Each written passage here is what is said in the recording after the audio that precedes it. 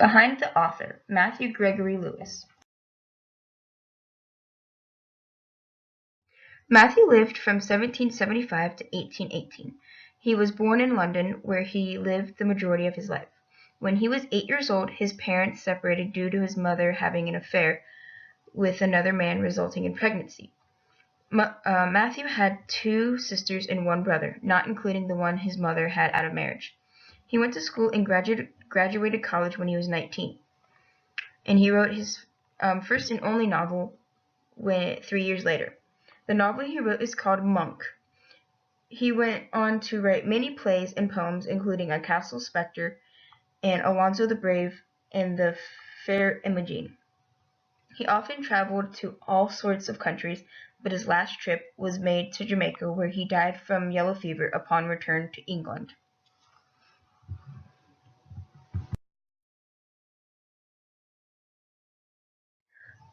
Please enjoy this ballad I wrote describing Matthew's life. Matthew Gregory Lewis, 1775, 9th of July. Mother and father in momentary bliss. Mother finds another guy in 1783, causing family debris, separation then goodbyes. Years of schooling, hard work grueling, all paid off, for his dreams no longer aloft, but in hand to write and travel the land. Separation from home, he went on to write a novel, poems, and plays about a monk, a woman, and a castle apparition. Politics and writing, he became an infamous celebrity with secret, frivolous flamboyancy. Father's death, inheritance. Traveled with benevolence. Never expected to take life's last breath. Died 1818, countries between, coming home to the land of the Queen. Drawing his breaths as he rests, he became a heaver, for he had become a receiver of the deadly infection known as yellow fever. Style and writings. Lewis has a very dark and graphic style of writing, characterized as Gothic literature. Gothic romance, The Monk, 1796, the writing of which was influenced by the tales of Anne Radcliffe. The novel concerns a saintly Capuchin monk who, led into a life of depravity by a fiend-inspired woman, subsequently becomes a rapist and murderer. Don't worry, I'll spare you the excerpt of that piece of writing. Style and writings. The Castle Spectre, for example, relates the tale of the villainous Earl Osmond, who has sinned against the bonds of love at every opportunity, and who pays the ultimate price for his crimes. It appears that Lewis loved writing about religion and love intertwining. Along with the thrill of horror added to the mix, there's always a price to pay for your crimes. That theme seems to flow in most of his work.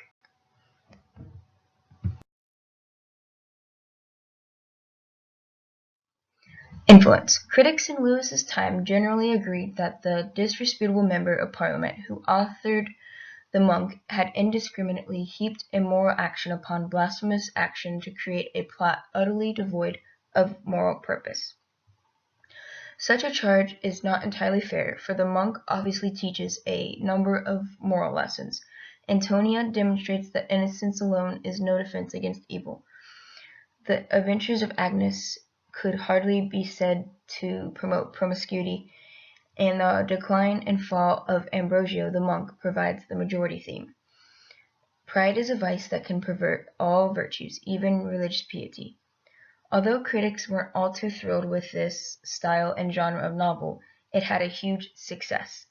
It even received a second edition that was less graphic and disturbing, which was also successful.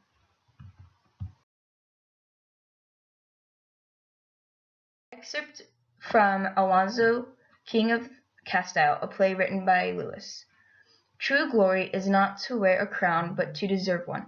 The peasant swain who leads a good man's life, and dies at last a good man's death, obtains in wisdom's eye wreaths of far brighter splendor than he who wanton pride and thirst for empire make kings his captives and lay waste a world.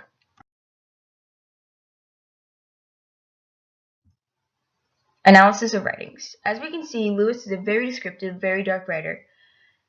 A great writer can write and connect with multiple genres. As we see, Lewis is a great writer. Not only can he be dark and disturbing, but he also knows what true honor and worth is. You must earn the praise or achievement. It's not going to be given to you on a silver platter. Not too many authors can go from one end of the spectrum to the other in an almost seamless way, but he nailed it.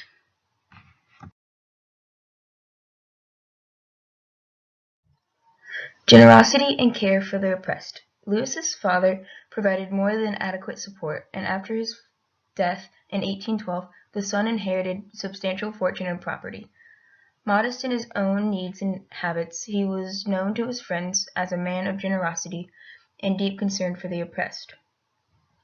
In 1815 he sailed for Jamaica to do all he could do to improve the conditions of the slaves on his estates. He was responsible for important reforms and improvements, including a hospital and a humane code regulating punishments for crimes. After a brief return to England and then to Italy to visit Shelley and Byron, Lewis sailed again for Jamaica. During a 5-month stay, he continued to work for better conditions for slaves. He left the island on May 4th, 1818.